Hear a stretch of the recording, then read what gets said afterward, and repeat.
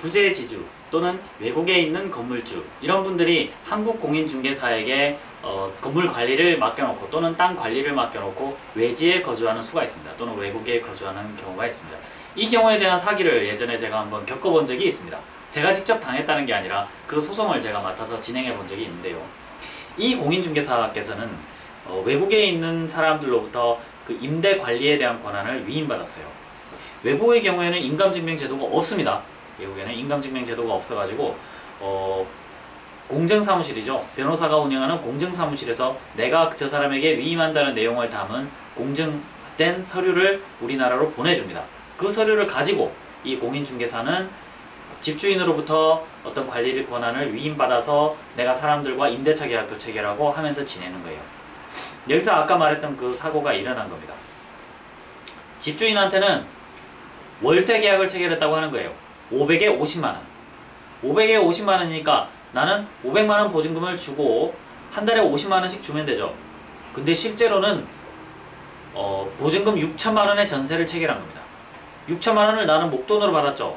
6천만원을 받아서 보증금 500만원을 주고 그 다음에 한 달에 50만원씩 주는 거예요. 그러면 나는 좋게 첫 수입으로 5,500만원을 일단 받죠.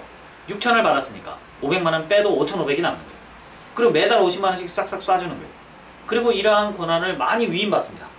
많이 위임받아가지고 내가 마치 이 건물을, 아파트를 내가 다 관리할 수 있는 듯한 외관을 만드는 거예요.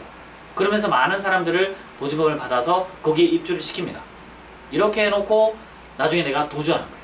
돈을 모아가서 도주를 해버리는 거죠. 이런 게 신종 사기 범죄인데요. 이런 경우가 있습니다.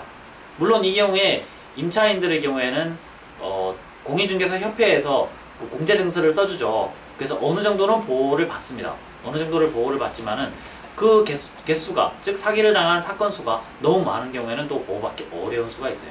난해한 점이 있습니다. 그렇기 때문에 우리가 항상 계약을 체결할 때는 그 당사자 본인에 대한 확인이 정말 철저히 들어가야 됩니다. 그 사건에서 이 위임장의 내용이 다소 위험했어요. 임대관리 권한을 위임한다 이렇게 써 있었거든요. 그러니까 임대관리 권한을 위임하니까 내가 월세로 놓든 전세로 놓든 상관이 없게 된 거예요. 그래서 사기꾼은 돈을 먹고 도망갔지만 집주인 입장에서는 임대관리 권한을 위임했으므로 이 계약이 정확하게 성립된 것으로 보아질 우려가 있습니다. 그래서 집주인은 사실상 보증금 반환 책임을 떠안을 가능성이 있어요. 그래서 집주인 입장에서 위임장을 써줄 때 임대관리 권한 이렇게 쓰면 위험합니다. 월세 계약, 보증금 얼마부터 얼마, 월세 얼마부터 얼마 이걸 써줘야 됩니다. 그걸 써주지 않고 하면은 보증금과 월세를 마음껏 조절할 수 있거든요. 보증금 3천에 월 20만원 이렇게 하면 어쩌실 건데요. 보증금 300에 월 100만원 이렇게 하시면 어쩌실 건데요. 권한을 어느 정도 위임할 것인지 정확히 기재하지 않으면 내가 당할 수도 있고 또 상대방이 피해를 입을 수도 있습니다. 아무튼 대리인과 거래를 할 때 본인에 대한 확인 그리고 위임장에 기재된 권한 위임의 범위 등을 정확히 체크해 봐야 됩니다.